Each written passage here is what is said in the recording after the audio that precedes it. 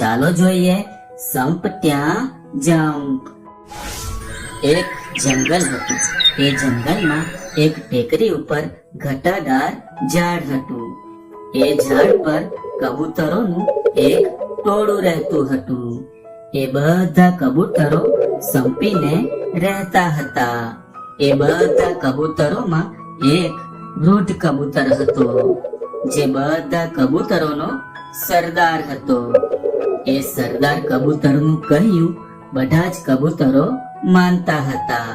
રોજ સવાર થતા એ બધા કબૂતરો ઉડીને ખોરાક મેળવવા માટે જંગલની આસપાસના તેમજ દૂરના પ્રદેશોમાં જતા. સરદાર કબૂતર આગળ આગળ ઉડતા ને બધા કબૂતરો સરદારની પાછળ પાછળ ઉડતા. સરદાર જ્યાં લઈ જાય ત્યાં બધા કબૂતરો ખોરાક મેળવવા જતા અને આખો દિવસ ખોરાક પાણી મેળવી પોતાના જંગલમાં આવીને ઝાડ પર બેસી જતા. રોજની જેમ એક દિવસ સવારે બધા કબૂતરો અને સરદાર ખોરાકની શોધમાં ઉડ્યા. ઉડતા ઉડતા તેઓ તો જંગલથી ઘણે દૂરના પ્રદેશો સુધી પહોંચી ગયા. ઉડતા ઉડતા ઘણો સમય થઈ ગયો, પણ એમને ક્યાંય પણ ખોરાક મળ્યો નહીં. બધા કબૂતરોને તો ખૂબ ભૂખ લાગવા લાગી. એટલામાં ત્યાં એક બે કબૂતરોને નીચે એક ટેકરી પર ઘણા બધા અનાજના દાણા પડેલા દેખાય છે. તેથી એ કબૂતરો તો ઝડપથી નીચે ઉતરતા ઉતરતા બીજા કબૂતરોને કહે છે, જુઓ જુઓ, નીચે ઘણા બધા અનાજના દાણા પડ્યા છે, ચાલો ચાલો. બધા કબૂતરો પણ હા હા, ચાલો ચાલો. એમ બોલી નીચે ઉતરવા માંડે છે. ત્યારે સરદાર કબૂતર કહે, અરે અરે, ઊભા રહો. અહીં અનાજના દાણા ક્યાંથી હોઈ શકે? અહીં તો આજુબાજુ કોઈ ઘર કે ખેતર પણ નથી. આ તો કોઈ શિકારીની ચાલ લાગે છે. પણ સરદાર આટલું બોલે તે પહેલા તો બધા કબૂતરો દાણા મેળવવા ટેકરી પર ઉતરી પડે છે અને દાણા ચણવા મંડી પડે છે. સરદાર કબૂતરને પોતાના સાથી કબૂતરોને અહીં એકલા મૂકી જવાનું ઠીક ના લાગ્યું. તેથી ના છૂટકે એ પણ એમની જોડે જ એમને સાથ આપવા માટે જમીન પર ઉતરે છે અને એ પણ દાણા ચણવા માંડે છે. પણ એ અનાજના દાણા સાથે શિકારીએ જાળ પાથરી હતી. થોડી વારમાં તો બધા કબૂતરોના પગ એ ઝાડમાં ફસાઈ જાય છે. ત્યારે એક કબૂતર બોલ્યું, અરે, મારા પગ તો આ ઝાડમાં ફસાઈ ગયા છે. અરે મારા પગ.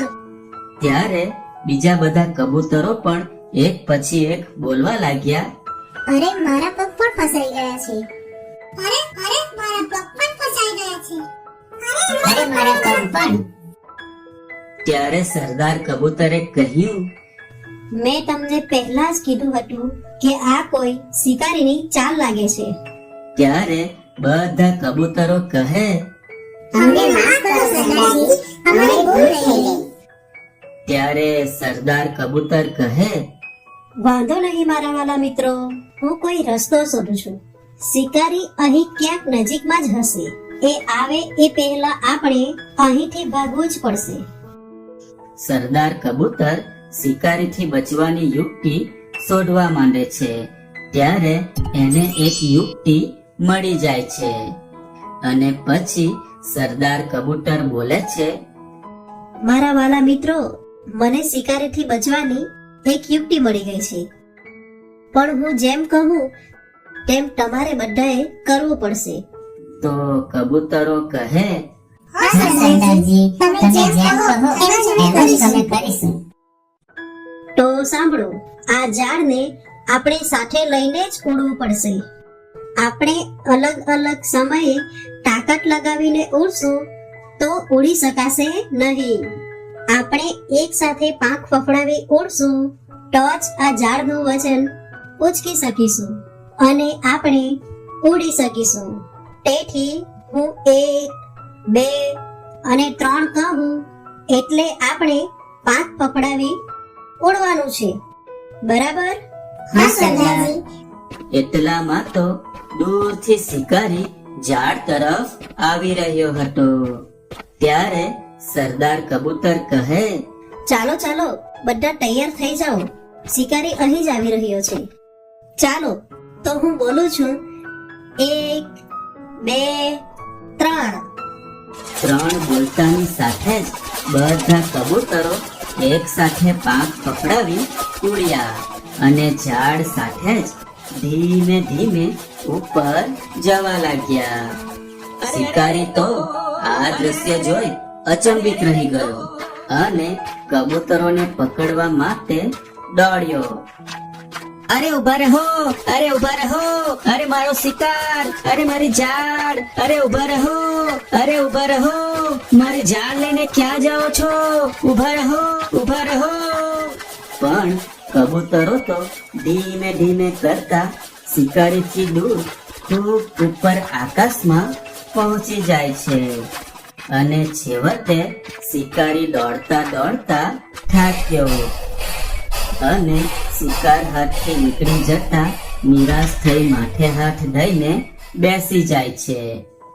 આ બાજુ કબૂતરો તો ઝાડ સાથે ખૂબ ઊંચે આકાશમાં ઉડતા ઉડતા જઈ રહ્યા હતા. થોડે દૂર સુધી ઉડ્યા પછી ઝાડનું વજન લઈ ઉડતા ઉડતા કબૂતરો થાકવા માંડ્યા. ત્યારે તેમાંનું એક કબૂતર સરદારને કહે, સરદાર, તમારી યુક્તિથી શિકારીથી તો બચ્યા, પણ આ ઝાડથી કેવી રીતે મુક્ત થઈશું? તો સરદાર કહે, તમે એની ચિંતા ના કરો. મારા એક જૂના મિત્ર ઉંદરનું ઘર અહીં નજીકમાં જ છે. એ આપણને આ ઝાડમાંથી જરૂર મુક્ત કરશે. ચાલો આપણે ત્યાં જ જઈએ.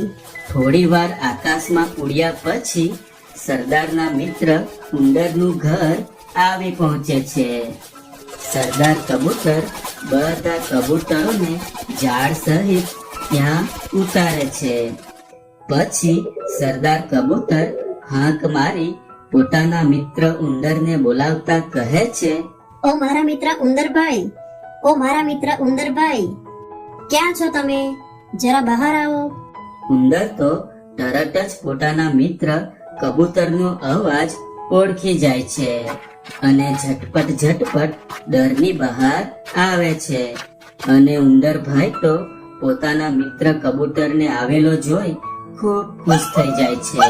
પણ બધા કબૂતરોના પગ ઝાડમાં ફસાયેલા જોઈને ઉંદર પૂછે છે, તમે બધા આ ઝાડમાં કેવી રીતે ફસાયા છો? તો સરદાર કબૂતર કહે, તમે પહેલા અમને આ ઝાડમાંથી મુક્ત કરો, પછી હું તમને બધી વાત કરું.